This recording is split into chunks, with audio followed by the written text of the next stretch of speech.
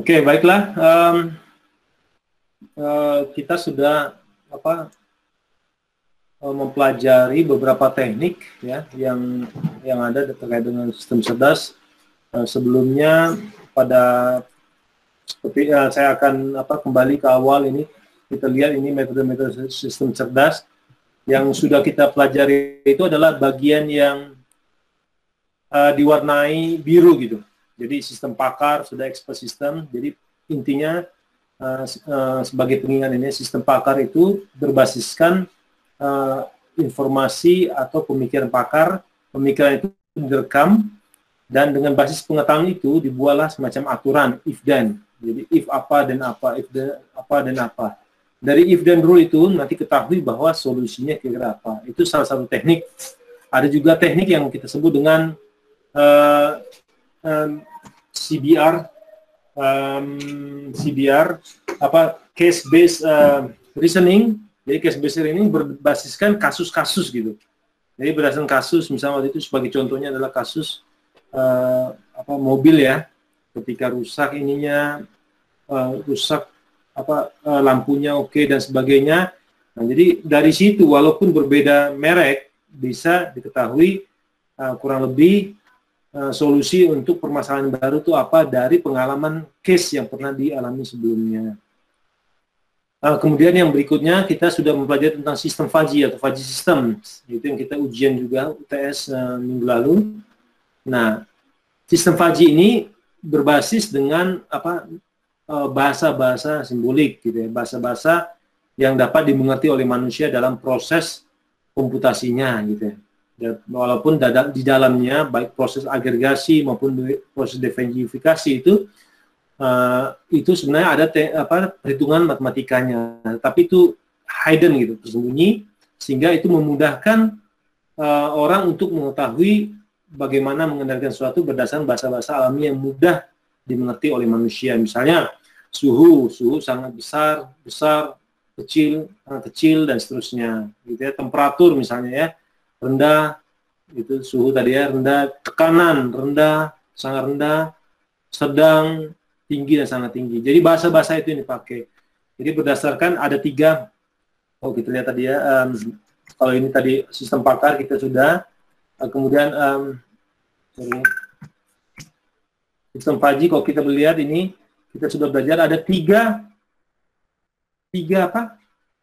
komponen pokok gitu, 3 tahapan utama dalam sistem fuzzy ini. Pertama adalah fuzzifikasi, di mana parameter terukur itu diubah ke dalam bentuk fuzzy.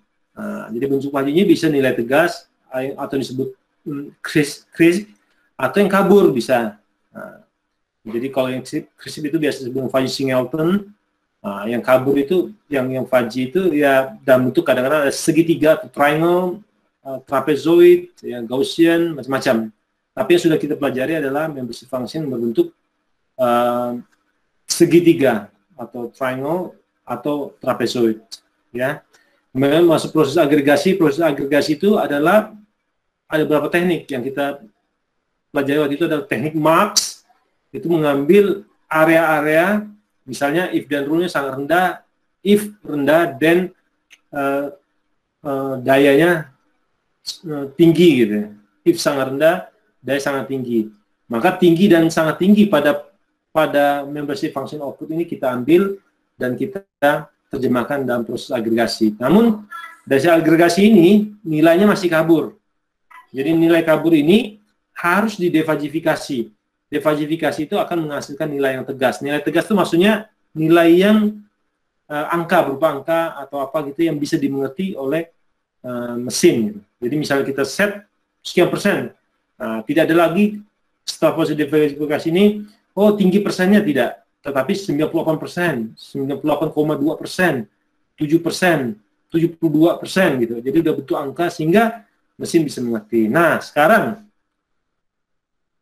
kita akan mempelajari tentang jaringan saraf tiruan, ya, teknik ketiga yang akan kita pelajari. Walaupun kita tidak bicara mendalam karena ini pengantar sistem cerdas, tetapi kita perlu mengetahui bagaimana sih konsep jaringan saraf tiruan ini. Nah, jadi untuk yang baik sistem pakar dan Nah, sistem Faji silahkan lihat nanti di bahan-bahan sebelumnya, ada YouTube atau bahan-bahan di PowerPoint yang telah saya bagikan ya. Oke. Nah, sekarang kita lihat apa sih keterbatasan sistem Pakar dan sistem Faji yang kita bahas sebelumnya. Jadi masing-masing itu punya karakteristik yang berbeda. Jadi tidak bisa menafikan bahwa ini lebih bagus, tetapi dia bagusnya tuh di sini, yang itu bagus di sini gitu. Jadi kita perlu tahu. Nah, keterbatasan sistem Pakar dan Faji adalah sistem Pakar dan Faji itu merupakan sistem makro. Jadi dia bergerak di makro. Ya, jadi makro itu maksudnya di level yang lebih tinggi, Jadi kalau dia bicara misalnya sistem itu, jadi sistem yang lebih posisinya di atas, sedangkan jaringan Saptrion atau JST ini pada sistem yang lebih mikro gitu ya, lebih mikro. Nah, sistem Pakar dan Faji melukiskan kecerdasan dari hasil pemikiran manusia. Nah, tapi JST ini bicara saraf gitu ya. Ini saraf ini mengikuti mengadopsi sistem saraf yang seperti yang ada pada manusia gitu ya. Kalau kita bicara JST atau jaringan saraf tiruan, itu melukiskan bagaimana kecerdasan itu diproses berdasarkan jaringan saraf manusia gitu ya. Nah, sistem Pakar dan Faji membangun sistemnya berdasarkan basis pengetahuan yang sudah ada. Nah, sedangkan jaringan saraf tiruan itu melalui proses pembelajaran. Jadi misalnya ketika kalian itu belajar untuk supaya bisa mengenali huruf A gitu kan, waktu kalian bayi, itu saraf dari saraf mata sampai saraf otak, saraf itu berfungsi untuk diajari gitu. Sehingga ketika kalian sudah bergerak makin besar itu kalian sudah sangat mudah mengenali huruf A, walaupun waktu bayi kalian tidak mengenal gitu. Jadi sistem itu ditanamkan konsep seperti itu sehingga dia bisa memahami apa yang dipelajarinya. Jadi bisa berhuruf, bisa pattern ya, pola, misalnya biometrik manusia bisa, atau kadang-kadang diterapkan pada sistem cuaca. Jadi prediksi cuaca dengan berdasarkan kondisi atau case cuaca-cuaca sebelumnya gitu ya. Nah, kalau kita lihat pada sistem ini ya, kita lihat bahwa ini sebentar. Nah, oke. Nah, kalau kita lihat nih, proses perhitungan itu simbolik numerik. Kalau kita lihat bahwa kalau jaringan Saptrion itu numerik dia. Ya, numerik. Nah, kalau sistem Pakar itu simbolik, sistem Faji itu numerik, tapi dia terstruktur dia. Kalau ini ya, terstruktur. If apa, then apa, if apa, then apa. Nah, kalau jaringan Saptrion itu basis pengetahuannya tidak terstruktur. Kalau sistem Pakar dan sistem Faji kita sudah tanamkan, sudah ada di situ basis pengetahuannya. Jadi ibaratnya dia lebih adaptif lah dia dibandingkan dengan sistem Faji dan sistem Pakar itu ya, JST kurang lebih seperti itu. Nah, kalau kita lihat ini adalah model syaraf otak manusia gitu ya. Kelihatan tidak di gambarnya nih? Kelihatan ya? Nah, kelihatan. Oke ya. Nah, jumlah sarafnya kurang lebih bayangkan ini 10 miliar. Ya, otak kita nih luar biasa ya. Ini ciptaan Tuhan nih. Otak kita ini 10 miliar saraf. Itu bisa dihitung nggak gitu? Dengan gampang? Tidak gampang ternyata ya. Nah, setiap saraf, masing-masing saraf terhubung ke kurang lebih 1000 sampai 100.000 saraf lainnya. Ya. Mungkin dalam otak ini ada yang berhubungan ke tangan, ada hubungan ke kaki. Bayangkan ketika kita jalan aja itu udah berapa ribu saraf itu yang terhubung satu sama lain ya. Apalagi ketika kita misalnya bermain bola misalnya, itu mata juga ikut, feeling juga ikut, tangan ikut, kaki ikut, lutut ikut. Itu luar biasa hubungan antar saraf untuk mengkoordinasikan gerakan kita, merespon sesuatu di luar kita sehingga gerakan kita itu bisa lebih responsif terhadap misalnya main bola kan, ketika bola datang kita menendang gitu, itu kan respons. Itu berapa ratus ribu saraf itu yang terlibat ya. Nah, jadi intensitas fungsi terkecil itu dari saraf itu terdiri dari 4.000 saraf. Bayangkan, yang terkecil saja, misal kita mungkin duduk aja kita, itu ada gerasi itu 4.000 saraf bekerja. Itu paling kecil tuh ya. Nah, kemudian ini memiliki perbedaan reaksi. Jadi masing-masing saraf beda. Coba kalian nanti cubit ya. Cubit tangan kiri. Cubit tangan kirinya, itu reaksinya di mana? Nah, boleh kalian, tapi cubit pelan-pelan jangan sampai sakit ya. Cubit kiri, cubit yang lain. Cubit pipi. Reaksinya coba rasakan. Nah, itu apa? Itu menunjukkan bahwa ada saraf yang sangat sangat terkait dengan itu, ada saraf yang tidak. Nah, kok kita cubit gini kaki tidak terasa kan? Kaki tidak terasa. Tapi misalnya kok tak terasa ya? Kok kadang-kadang ada bagian yang lain terasa. Nah, bagian lain itu tapi dikit itu hubungannya bobot responnya tuh dikit gitu. Tapi yang paling terasa tuh di sini, di bagian pipi, kok dicubit pipinya gitu ya. Gitu ya. Kemudian jika sebagian saraf tidak berfungsi, maka saraf lain dapat menggantikannya. Jadi misal saraf kita mati, misalnya orang kayak misalnya dia yang biasa tuh kalau udah masalah itu misal stroke atau apa kan, itu ada beberapa saraf yang sudah mati, gitu kan. Nah, itu harus ada yang lain menggantikan. Tetapi kalau udah semuanya udah sampai stroke itu memang udah lumpuh gitu. Jadi tidak bisa apa-apa. Tapi ketika hanya 1-2 yang tidak berfungsi saraf kita, misalnya tersumbat atau apa gitu ya. Nah, itu ada saraf lain menggantikan, tapi mungkin itu responnya tidak optimal. Apa sih kita bicara saraf nih Pak ya? Nah, ini nanti kita akan lihat hubungannya dengan sistem kita ya. Nah, pemikiran tidak dapat dibatasi berdasarkan tempat di mana saraf berada. Nah, jadi tidak tergantung di mana saraf berada. Jadi waktu merespon itu dalam milidetik sampai detik. Oke, pertanyaannya, kenapa sih menggunakan JST Pak? Oke, nah kenapa? Ya, nah oke, dari sisi teknis itu ada beberapa persoalan seperti pengenalan karakter ya. Pengenalan karakter itu tidak bisa dilakukan oleh Faji, ya susah dilakukan untuk sistem pakar karena benar-benar dia harus adaptif.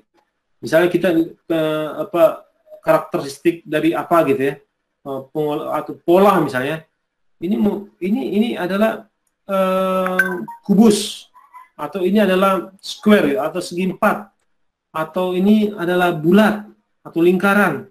Ini nampak simple, tetapi itu tidak susah untuk dikenali oleh kita ketika kita menggunakan sistem Faji. Tapi dengan jangan salah tiruan, kita taruh kamera gitu ya. Kamera kita ajarin nih kamera nih. Oh, ini bentuknya tuh bulat. Oh, segampang itu kah? Tidak. Kita ambil bulat yang lain. Kita ambil bulat yang sedikit cacat. Nah, ketika bulatnya sedikit cacat, apakah dia masih mengenali itu bulat gitu bentuknya? Nah, itu biasa juga bisa dipakai di dalam industri misalnya untuk quality control. Jadi ketika dia bisa membuat shape gitu, bentuk tertentu, nah ini akan dilewati kamera, kira-kira itu secara kualitas itu memenuhi tidak? Kalau tidak memenuhi dia di reject. Jadi conveyor atau ban berjalan itu akan mengalihkan dia ke tempat yang di reject gitu ya. Nah, kemudian kalau yang memenuhi syarat, jadi kualitinya oke, dari sisi shape, dari sisi bentuknya, dari sisi maka dia dilanjutkan ke proses berikutnya. Oke, daripada dia diolah proses berikutnya, ternyata dia juga sudah diketahui dari awal itu tidak bagus gitu. Nah, dari sisi biologis, JST dapat digunakan sebagai komponen replikasi dan simulasi otak manusia atau binatang, sehingga memberi kita gambaran mengenai proses natural. Nah, jadi kita melihatnya dari sisi teknis ya. Jadi kemampuan adaptasinya ini yang memang kita menjadi kelebihan dari jaringan saraf tiruan ya. Nah, sekarang kenapa kita membutuhkan paradigma selain berbasis simbolik? Kenapa sih kita tidak butuh ini gitu? Untuk membangun kecerdasan buatan, kenapa tidak berbasis simbolik itu? Kenapa tidak cukup gitu? Kenapa misalnya panas sangat panas, dingin sangat dingin, atau temperatur tinggi, sangat rendah, itu tidak cukup dalam membangun sebuah sistem berbasis kecerdasan buatan. Jadi artificial intelligence atau AI ini berbasis simbolik itu sangat cocok merepresentasikan pengetahuan yang eksplisit yang dapat diformulasikan dengan mudah. Itu simbolik, ya, seperti sistem pakar dan sistem Faji. Tetapi mempelajari sistem-sistem biologis umumnya implisit. Jadi kalau itu eksplisit yang nampak, tapi implisit. Jadi proses adaptasi di dalamnya berdasarkan informasi dan penalaran yang tidak pasti. Jadi ketika kita butuh apa namanya? Kita butuh sistem yang adaptif, yang adaptable, ya, dapat beradaptasi. Misalnya nanti kalian pada skripsinya kalian ingin buat kamera, ya, kamera misalnya apa ya, kamera di simpang lampu merah misalnya, untuk mengetahui bahwa itu macet atau tidak. Beberapa orang menggunakan sederhana, dia pakailah apa? Dia pakai misalnya sensor ketika dilewati motor, dilindas, nah, itu bisa dihitung sehingga dia bisa tahu bahwa ada berapa kendaraan yang tertahan ketika lampu merah misalnya. Oh ini banyak, oh di sisi lain sedikit, nah seperti itu. Tetapi dengan jaringan sel tiruan kalian bisa menggunakan kamera. Kamera itu merecord atau apa, atau mengcapture apa istilahnya, image dari kondisi satu simpang misalnya. Nah, tapi kamera itu harus bisa, itu hanya input sebagai input informasi. Nah, tapi dari informasi itu, nah jaringan saraf tiruan misalnya mengolahnya sehingga memutuskan bahwa ini sebenarnya padat tidak sih, nah, padat atau tidak. Jadi jaringan saraf tiruan ini nanti akhirnya bisa juga digandeng dengan faji, ya. Nah, makanya ada istilahnya neurofaji. Jadi ketika kita sudah dia mendapatkan data bahwa ini macet, nah, sang macet, nah itu dioper kepada sistem faji untuk memutuskan bahwa mana yang hidup atau mana yang harus off dan sebagainya. Jadi tidak fix gitu ya, tidak fix. Misalnya kayak di simpang hutan, oh sana harus sekian detik, sini harus 20 detik, 30 detik. Kalau dengan sistem cerdas, dia bisa aja kalau kosong ngapain ditunggu lama-lama gitu kan. Kalau kosong langsung merah aja gitu. Masa yang lain di sini macet gitu ya, di sini sampai ratusan kendaraan tapi di sana nol, yang lain nunggu gitu. Nah, itu awal muasal ketika orang akhirnya mau tamu, saya langgar aja lah. Tiba-tiba langgar, orang yang dari kosong tuh yang ada yang pikirkan hijau, dia laju ngejar supaya lewat hijaunya, ini terjadi tabrakan seperti itu ya. Nah, jadi konsep ini bisa dipakai di situ. Ya. Jadi JST juga, jaringan saraf tiruan ini adalah proses paralel dan bekerja sangat efisien jika diimplementasikan pada perangkat keras paralel ya. Jadi sistem paralel itu sangat bisa diakomodir dengan jaringan saraf tiruan ini ya. Nah, ini sebenarnya kita belajar biologi nih ya. Ini harusnya ini mengingatkan kembali ya. Nah, saya juga bukan ahli biologi ya, tapi konsep-konsep biologi ini kita bisa terapkan pada konsep-konsep electrical engineering atau komputasi cerdas seperti itu. Nah, kalau kita lihat ini adalah sebuah saraf ya. Ini satu saraf ya. Jangan lihat bahwa saraf itu sebesar ini ya.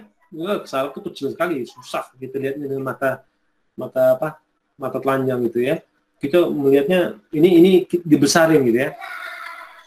Sel saraf itu biasa juga disebut dengan neuron. Ya, sel saraf itu neuron. Ini sebagai blok fungsi. Oke, nanti kita lihat bahwa bagaimana sih Pak? Ini terapkan pada fungsi kita, tapi kita pelajari dulu ini terminologi yang ada pada sebuah sel saraf atau neuron. Jadi ingat ya, sel saraf itu neuron. Nah dia memiliki apa saja? Nah, jadi komponen-komponen utama dari sel saraf atau neuron ini adalah, pertama adalah nukleus. Nukleus itu ini ya, atau disebut dengan inti sel ya. Nukleus itu inti sel. Ini adalah inti dari sebuah sel saraf gitu ya. Nah, kemudian ada yang namanya dendrit. Dendrit ini reseptor. Jadi ini menerima ketika dia terkoneksi dengan saraf lain, ini semacam input lah ke saraf yang ini, ke sel yang ini. Jadi dari sel saraf lain ini.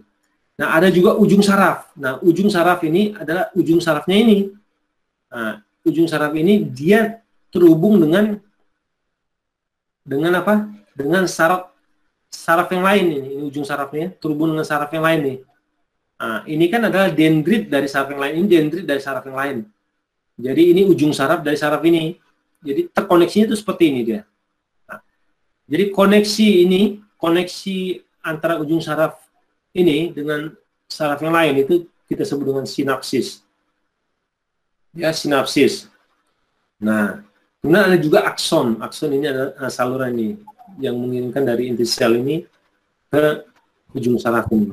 Jadi kalau ketika ada informasi ini saling terkait satu sama lainnya, nah, bisa bayangkan, gitu ya. Oke. Nah, metode kerja, cara kerja sebuah neuron ini ya, atau inti sel saraf, kita lihat. Neuron mengirimkan sinyal ke neuron lain melalui sinapsis. Jadi neuron ini atau inti sel ini atau sel saraf ini mengirimkan informasi ke saraf yang lain, itu melalui ini, ya, melalui ujung saraf ya, atau melalui ujung saraf. Tetapi koneksi ini yang kita sebut dengan sinapsis. Jadi melalui koneksi inilah informasi itu dikirimkan dari satu sel ke sel yang lain. Ya, nah sinapsis persis seperti sinyal datang gitu ya ke dalam neuron. Jadi bobot koneksi dapat bernilai negatif. Jadi ini datang ke sinyal. Jadi inilah informasi dari sel ini dikirimkan ke sel lain gitu. Jadi tergantung bobotnya. Jadi kalau bobotnya tinggi, maka itu akan mempengaruhi informasi. Tapi kalau bobotnya rendah, nah kalau bobotnya rendah, jadi informasinya jadi misalnya informasinya sekian, tapi itu diperhitungkan sebagai hanya bobotnya kecil gitu ya. Oke. Nah, dendrit itu ya, dendrit itu yang ini kanal masukan ya. Itu adalah kanal masukan dari neuron yang membawa sinyal dari sinapsis ke nukleus ya. Jadi dia dendrit ini itu ada kayak input lah kalau di sistem ya. Input itu membawa sinyal dari apa? Nah, ini seperti ini dendrit kan. Ini membawa sinyal dari sel saraf ini ke saraf dia. Ke sel saraf dia ya. Nah, seperti itu. Kemudian sinyal akan ditambahkan pada nukleus. Jadi sinyal ini akan ditambahkan pada nukleus. Jadi ada ini, sinyal ini, ada sini, ada ini. Jadi misal beberapa sinapsis ada terkoneksi ini, nah ini akan dijumlahkan nih, masuk ke dalam inti nukleus gitu ya. Jadi konsepnya itu. Jadi ketika ini bobotnya sangat kecil, tapi ini besar, terkoneksi besar. Nah nanti ini yang lebih mempengaruhi ya. Misal ini dari kaki, ini dari lutut, ini dari ibu jari, ini dari mana, tapi ini misalnya terkait dengan pipi misalnya. Wah, karena yang cubit pipi ini lebih besar gitu. Sedangkan ini kecil dan sebagainya. Jadi tergantung ya, tergantung. Nah, ketika energi sinyal yang cukup terdapat pada neuron, maka sebuah sinyal dikirim kepada neuron lain. Jadi kalau energi sinyal yang cukup ya. Jadi kalau neuron ini memiliki energi sinyal yang cukup sampai bisa dikirimkan ke lain, dan yang lain ini juga cukup dikirimkan lagi yang ke sel lain, nah, sampai energinya tidak mampu untuk mencapai sel yang lain, gitu ya. Oke, nah akson itu yang ini, ya. Itu ada sebuah saluran keluar dari neuron-neuron yang membawa sinyal dari nukleus, ya, inti sel ke ujung saraf. Jadi dia membawa sinyal ini ke ujung saraf ini ya, saraf. Ujung saraf meliputi koneksi elektrokimia atau ke neuron penerima. Jadi ini koneksi elektrokimia antara ini sel yang mengirim dan reseptor ini. Nah ini yang kita sebut dengan sinapsis. Jadi konsepnya elektrokimia. Oke. Nah karakteristik dari neuron alami ya. Nah kita belajar dulu bagaimana konsep saraf ya. Nah sebuah transisi dari elektrokimia alami memiliki waktu kerja tertentu. Ini sinapsis tadi ya. Kecepatan sebuah impuls melalui akson itu sekitar 0,5 sampai 100 meter per second ya. Jadi lumayan ya per detik. Nah, karena satu impuls terjadi beberapa milidetik kemudian neuron kembali aktif. Jadi setelah satu impuls itu sebenarnya sinyal. Misal ketika kita merasakan satu sinyal dikirim ke saraf kita. Nah, kemudian tiap mengirim itu setelah berapa milidetik kemudian kirim lagi gitu sinyalnya. Jadi seperti itu. Jadi, kemudian tidak ada sinkronisasi pada jaringan saraf. Nah, oke. Teori yang kita kenal itu adalah teori tentang neuron itu adalah Donald Hebb. Ya, Donald Hebb. Jadi ketika sepasang neuron aktif bersamaan, Ya, sepasang neuron tuh ya, sepasang sel saraf. Neuron ini sel saraf ya, aktif bersamaan, koneksi antar keduanya menguat. Jadi ketika bersama-sama aktif itu menguat. Jadi bobot dalam jaringan juga menguat, gitu ya. Oke. Pembelajaran dapat terjadi pula pada perubahan bobot koneksi. Perubahan yang mungkin misalnya struktural. Jadi bentuk sarafnya berubah, besar bentuk dan besar dendrit bisa berubah gitu ya. Nah, kemudian secara kimia, ukuran molekul penerima sel bebas dari transportasi itu berpengaruh. Kemudian perubahan struktur berkaitan dengan perubahan umur kehidupan. Jadi kalau misalnya kita makin tua, sel saraf ini makin lemah gitu ya. Jadi walaupun kita kirim sinyal itu responnya lebih lambat dibandingkan misalnya kita masih segar, kalian kan masih muda-muda nih, masih aktif lah, masih agresif lah, gitu kan, mampu gitu.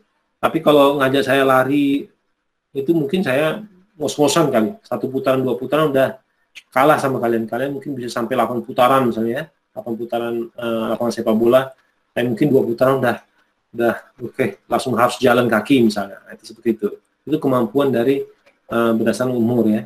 Nah, itu sel saraf juga berpengaruh, tak mampu lagi dia gitu kan. Oke, perkembangan berkaitan dengan perubahan kimia. Nah sekarang apa hubungan karakteristik dari JST jaringan saraf tiruan pada kendali logika? Ya. Nah, model jaringan saraf tiruan atau JST ini adalah non-linear. Jadi dia dapat langsung menyelesaikan persoalan-persoalan yang berhubungan dengan kendali non-linear, gitu ya. Kemudian JST dapat mempertimbangkan struktur MIMO. MIMO ini apa? Multiple input, multiple output. Jadi inputnya banyak, outputnya banyak. Itu konsep yang sangat familiar, bahkan menjadi konsep dasar dari sebuah jaringan saraf, kan?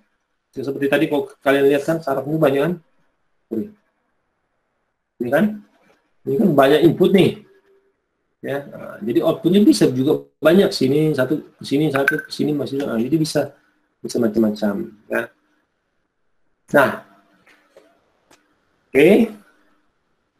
JST melalui struktur paralelnya masif adalah kokoh dan terhadap kesalahan dari elemen perhitungan.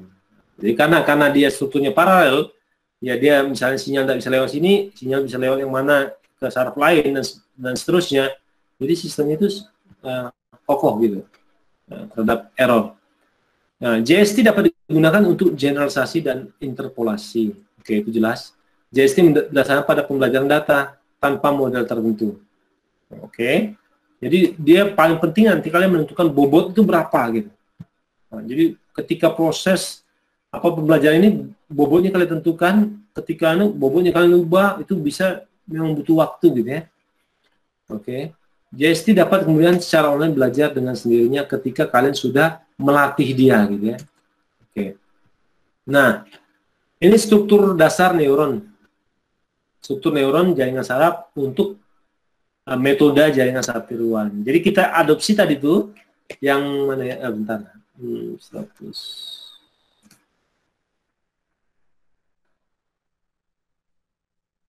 Nah ini kan bentuk saraf nih, ya, bentuk saraf. Nah kita adopsi ke bentuk ini gitu. Nah ini. Jadi kita adopsi bentuk ini mungkin lebih familiar untuk engineer, ya, insinyur, rekayasa atau kalian ya, elektro juga ini ke bentuk ini gitu, oleh Mikulock dan W. Pitts pada tahun 1943. Cuma pada waktu itu tuh pada tahun 1943 itu ini kurang berkembang. Kenapa? Ya karena waktu itu komputer juga masih satu komputer ya, itu bisa satu rumah gitu. Komputasinya juga susah gitu. Jadi dia butuh puluhan tahun kemudian untuk sehingga itu bisa dipakai, metode ini bahkan menjadi laris dipakai gitu ya untuk sistem-sistem yang membutuhkannya. Ketika komputer sudah siap, sekarang komputer kan sudah cepat nih, maka sistem ini bisa dipakai. Jadi teori sudah muncul, tapi baru puluhan tahun kemudian baru teori ini bisa dipakai benar-benar, bahkan diaplikasikan sistem nyata. Ya.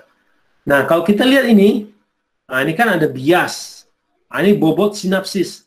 Kalau kalian lihat ini kan tadi kan yang sinapsis itu, ini kan yang ini adalah mana? Ini adalah luaran dari ujung saraf tadi kan, kalau kalian lihat. Nah, tapi ini menjadi dendrit. Dendrit itu masukkan, sorry. Nah, ini kan dendrit nih, input, ya kan? Kalau ini input didapat dari output dari sel saraf lainnya. Nah, hubungan ini sebelum sinapsis ya. Nah, kalau kita lihat, nah inilah menjadi dendrit atau input ya, input pada ini. Nah, nah ini fungsi masukan. Nah, inputnya nanti ya. Nah, ini nanti ada bobotnya. W1, W2, ketika ada beberapa inputan, maka ada WN ya. Ya, WN. Bobot itu atau bahasa Inggris disebut weight. Weight itu adalah bobot. Nah, ini ada nilai bias min 1 kali B. Nah, biasnya berapa? Ya, nah itu. Nah, kalau kita lihat ini adalah bobot sinapsis. Bobotnya berapa? Nah, kemudian ini semua dijumlahkan ke inti. Nah, ini seakan-akan ini adalah inti sel nih ya. Inti sel itu di sini dijumlahkan. Kalau kita lihat tadi kan.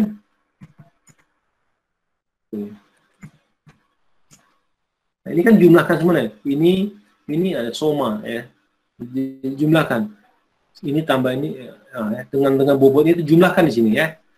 Jumlahkan. Nah, ini tapi nilainya ini. Jadi ini jumlahkan atau sigma lah di sini ya. Sigma jumlahkan. Nah, jumlah itu dikirim ke fungsi aktivasinya. Nah, fungsi aktivasinya apa? Tergantung dari sistem kita gitu. Jadi kalau sistem kita adalah logika OR, maka aktivasinya beda dengan misalnya logika N. Kalau fungsi kita berbasis threshold atau apa gitu ya, beda. Kalau fungsi kita ada fungsi polinomial, beda lagi. Jadi, tapi ini adalah masukan, jadi variabel dari fungsi tersebut gitu. Jadi A misalnya, jadi misalnya X tambah 1, A tambah 1, FA sama dengan A tambah 1. Jadi kalau A-nya ini muncul 10, berarti FA adalah A tambah 1 atau 10 tambah 1. Jadi yang keluar ini adalah 11 gitu ya. 11 yang dikirim seperti itu. Itu misalnya gitu ya. Jadi tergantung. Ada juga misalnya hubungan AND OR. Jadi ketika ada ini nanti keluarnya berlogika 1 atau berlogika 0 gitu. Nah, gitu ya. Yang lebih seperti itu. Jadi masukan itu terdiri dari ada beberapa inputan plus biasnya negatif 1 ya. Nah ini penjelasan dari tadi masukan apa. Masukan itu adalah informasi yang atau masukan yang dikirim dari neuron-neuron yang lain ke neuron yang ini gitu. Jadi kalau ini kan dari neuron lain tuh, nanti Y ini jadi U-nya neuron yang lain gitu. Atau sel saraf yang lain gitu ya. Nah, ini menjadi input jadi sel saraf yang ini. Karena Y nanti dihubungkan dengan U dari sel saraf yang lain. Atau dendrit. Ini kan dendrit, ini adalah ujung saraf. Nah, fungsi masukan. Nah, fungsi masukan ini menjumlahkan informasi atau masukan U yang dikirim dari neuron-neuron lain ke neuron dengan bobot kedatangan tertentu. Ya, jadi fungsi masukan ini menjumlahkan. Ya, ini ibaratnya apa? U1 kali W1 tambah U2 kali W2 tambah U3 kali W3 tambah UN kali WN ditambah negatif B negatif B ya, karena ini 1 kali B kan min B. Jadi negatif B. Oke. Jadi ini negatif B ya. Seperti itu. Itu fungsi masukan. Nah, fungsi aktivasi apa nih? Ini fungsi yang membandingkan nilai ambang threshold tertentu dengan hasil dari fungsi masukan yang memberi keluaran. Jadi thresholdnya lewat nggak nanti nih? Kalau lewat, maka apa? 1. Kalau di bawah itu 0. Misalnya di atas 0, di atas 5, dia 1. Maka kalau ini di bawah 5, di bawah 5 dia 0. Maka kalau A di bawah 5, maka dia mengirim sinyal 0. Kalau A di atas 5, maka dia mengirim sinyal 1. Sederhana itu sih. Ya. Nah, keluaran Y. Keluaran dari neuron yang dapat dihubungkan ke neuron-neuron lain. Oke. Nah, jadi kalau kita gambarkan sistem ini secara ringkas, ya kita bisa menggunakan ini. Jadi ini kan vektor nih. U ini adalah vektornya U yang ini nih. Bisa U1 sampai UN plus min 1. U ini adalah W1 sampai B ya. Ya. Nah, kurang lebih kalau kita gambarkan kurang lebih ini. U ini W transpose ya, ditranspose gitu ya. Supaya bisa dikalikan ya. Nah, ini bisa. Oke. Nah, A. ya, adalah masukan untuk fungsi aktif pasi. Nah, kalau kita lihat ini, Y itu sama dengan 1, ini sama dengan 1 ketika ini W1 U1 itu kurang B lebih besar sama dengan 0 gitu ya. Jadi kalau sama dengan 0 dia udah 1. Jadi kalau Y sama dengan 0 itu ketika WI, UI, sigma ini dari I sampai N itu kurang B lebih kecil daripada 0, maka dia 0 ya. Jadi kalau kita lihat nih, misalnya, ini misalnya tadi ya, nah, misalnya kita gunakan sistem ini ya, misal U-nya, U1-nya nih, U2-nya sini ya, oke, ini hubungan N nih, kalau kita mau bikin jaringan saraf tiruan untuk hubungan N nih, bentuknya seperti ini, U1, masukkan U1, ini bobotnya 1, U2, bobotnya 1, ini bias, nilai bias itu yang tadi tuh, yang ini. Nah, ini bias ya. Jadi U1, U2 ini nilai bias ya. Oke. Bias. Oke. Nah, kita lihat. Nah, kita lihat posisi di sini ya. Ya, ini ada N. Berarti ini apa? Nilai U1-nya berapa? Misalnya kalau U1-nya misalnya ini kan hubungan N ya. Nah, coba bisa dihitung ya nanti ya. Ini ketika U1-nya posisi di sini lah misalnya kita bikin ya. U1-nya 0,5. Ini kan? Oh ya. U1 0,5. U2-nya 1 kan? Ya, kok kita ambil posisi ini nih. Oke. Ya kan, kok kita ambil yang merah nih, ini ada U1-nya adalah 0,5, U2-nya ini 1. Nah, coba kita lihat, U1-nya 0,5, 0,5 kali 1, 0,5. Ya. U2-nya kan 1 nih. U2, 1 kali 1. Berapa? 1. Jadi 1, ya, 1 ditambah berapa? Tambah 0,5. Ya. Nah, 1,5. Ya, jadi kan 1,5 nih. 1,5 kan? Dikurang min 1 kali 1,5 dikurang 1,5. Jadi akhir 0. Nah, kalau A0 tadi apa? Kalau A0 tadi apa? Kalau 0, Y-nya 1. Maka dia logikanya 1 di sini. Jadi 1 ya. Nah, kurang lebih seperti itu. Nah, gimana kalau di sini, Pak? Nah, itu menjadi hubungannya N ya. Kalau dia memenuhi garis ini. Ya. Nah, kalau misalnya U1-nya 1, Pak, sama aja. U2-nya misalnya 0,5. Ya. U1-nya 1, U2-nya 0,5, 0,5. Jadi tambahkan 1,5 dikurang 1,5, 0, 1 juga. Tetapi kalau di atas ini gimana, Pak? Misalnya U1-nya berapa nih? Misalnya U1-nya 1, U2-nya 0,6 misalnya. U2-nya 0,6, ya berarti tetap 1 kan? Ini kan U1-nya 1, berarti 1, U2-nya 0,6, jadi 1,6 dikurang 1,5, 0,1, dia 1. Jadi di atas itu dia bernilai 1. Ini. Jadi ketika U1-nya 1, U2-nya 1, 1, ini 2 kurang 1,5, 1 dia. Ya, 1. Itu hubungan N. Jadi kalau kalian pengen bikin jaringan saraf tiruan dengan hubungan N, ya begini ini. Sesederhana ini ya. Tetapi yang paling penting adalah bobotnya. Kenapa bobotnya, Pak? Kalian ubah aja bobotnya misalnya di sini 0,5. Itu udah bukan hubungan N lagi. Ya, kok saya misalnya ganti sini bobotnya 0,5 misalnya. Atau bobot biasnya 3. Itu udah beda lagi. Jadi penentuan bobot ini yang paling menentukan menentukan karakteristik dari sistem itu apakah N, OR, XOR, dan seterusnya. Oke. Oke. Nah, ini jelas dah nih? Ya. Jelas, Pak. Jelas ya? Oke. Nah, ini ada hubungan OR lagi. Nah, hubungan OR di mana posisinya? Hubungan OR itu di bawah ini. Ya, di bawah ini. Kenapa di bawah ini? Nah, karena hubungan OR itu sedikit unik. karena OR ya, U1 OR U2. U1 OR 2. Jadi kalau U1-nya 1, U2-nya 0, tetap 1. U1-nya 0, U2-nya 0, 1. U1, 1, U2, 1. Itu 1. Kecuali U1, 0, U2, 0 lah, maka dia 0. Jadi ini ada 3 nih. Ketika U1-nya 1, dia 1.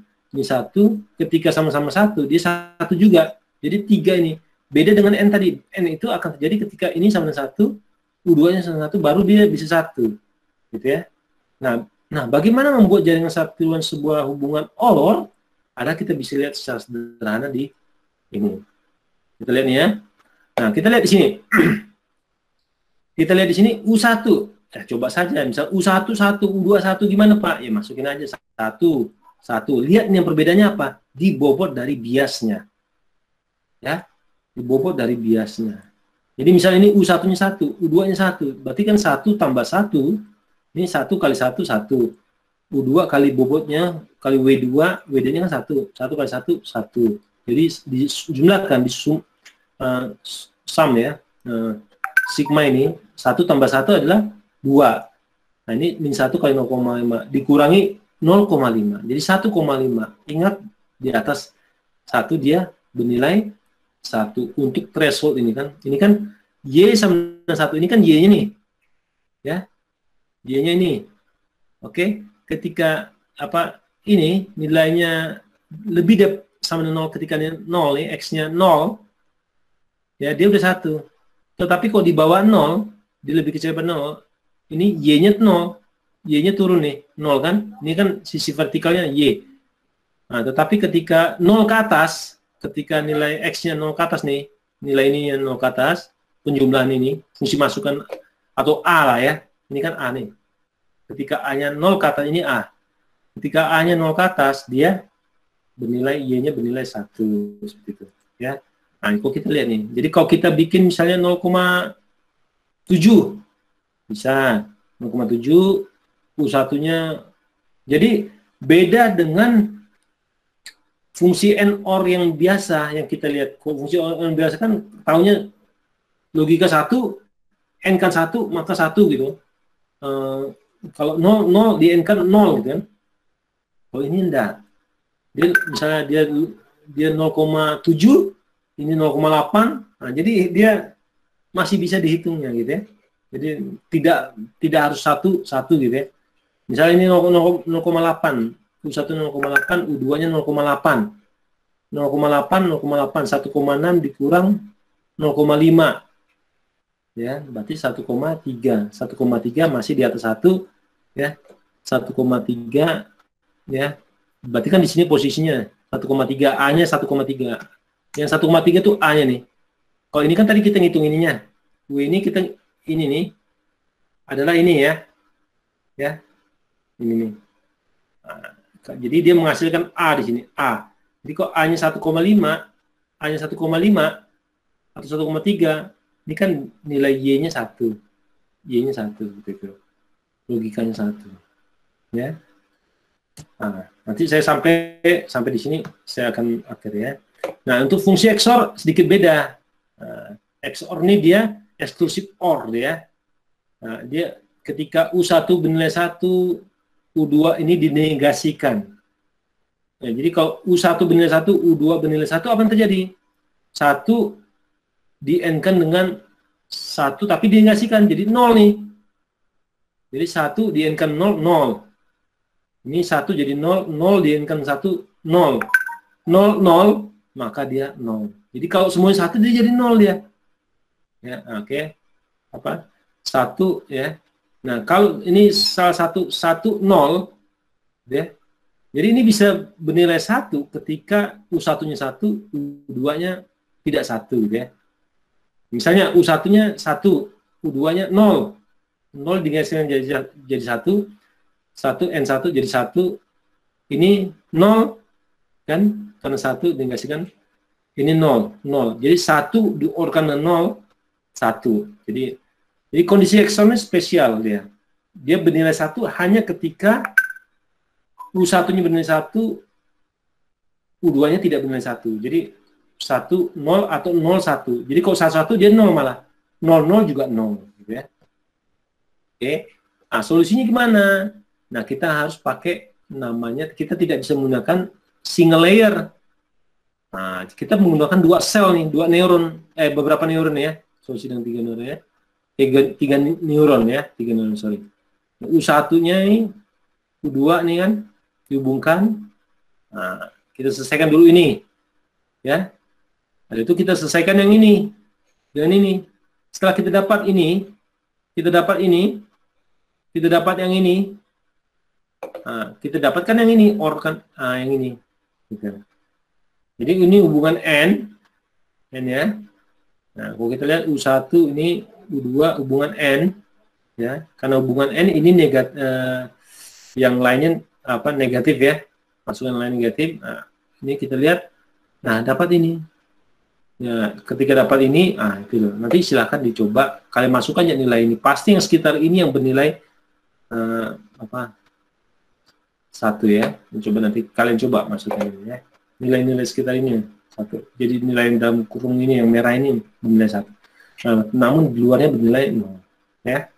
Oke.